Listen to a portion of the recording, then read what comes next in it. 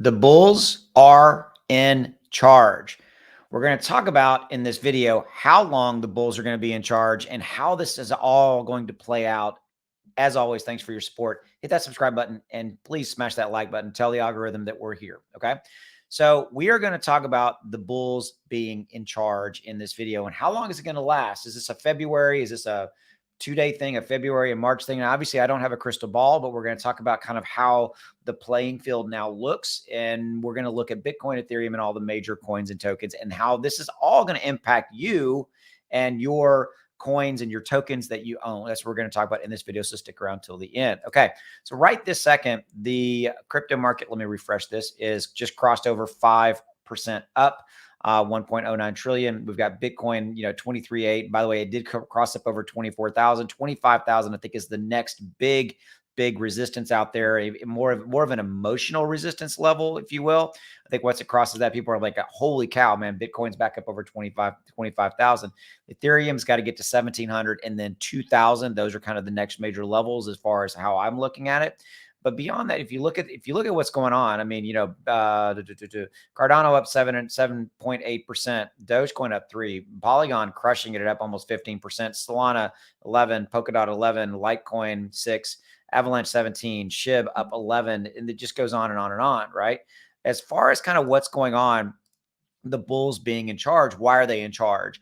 Yesterday, we got great news from the Federal Reserve FOMC meeting. We got the interest rate raise that we were expecting, but we also got very, very bullish comments from Chairman Powell. And therein lies the story. Okay. So if you're looking at kind of the macro level of what's going to happen as far as kind of these macro events, inflation, Federal Reserve interest rate hikes, the Russia, Ukraine war, what have you, inflation is basically kind of gradually being taken off the table. And what I mean by that is it's gradually becoming less and less of an impact player scenario that's negatively impacting crypto. Okay.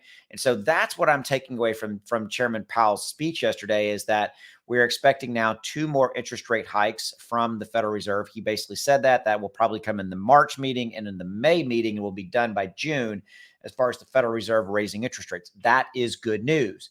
Also, therein lies part of the story is that it looks like all of the 7 interest rate hikes that we got back in 2022 are now starting to have a positive effect on inflation. It is coming down, things of that nature, which inflation coming down to you and I individually, it just means that things are starting to go back and down in far as price. Yes, I know stuff's still expensive, eggs and things like that. But the long-term effect is that we should start to see those prices coming down. And by that, therein lies another part of that story, is as the prices come down, we as retail investors have more and more, it's called discretionary income. Discretionary income means money that after we've paid our bills, we paid grocery, fuel, gas, all that, we have money to now maybe go invest in the stock market or go invest in the crypto market. Okay. And by the way, this is kind of in a United States, but it's also, you can kind of think about it globally as well. All right. So where does that leave us? The bulls are in charge. The bears are been pushed back, if you will. And I think the bulls are going to basically be in charge for the remainder of February and March. Okay. Now, do I have a crystal ball? No. Am I going to be perfectly right? No, not necessarily. I always have to hedge my bets a little bit with you guys. Okay. Just saying, because, here's the thing. We could get a surprise CPI, consumer price index inflation report. We could get a surprise labor jobs report. That could negatively impact the inflation scenario, but the indicators are looking pretty good there. Russia, Ukraine, something could happen there. It could get escalated. There could be a global kind of macro event happen, but outside of that, which are possible. Okay. I'm not going to say they're not, but outside of that, if you really look at the state of the union of crypto and to an extent stocks, it's getting better. It is getting better. And only time will continue to heal those wounds. We need to continue to get trust, confidence come back into crypto.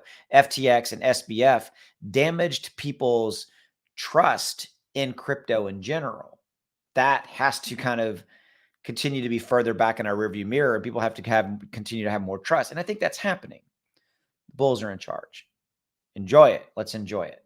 That's what I got. Hit the subscribe button, and I'll see you.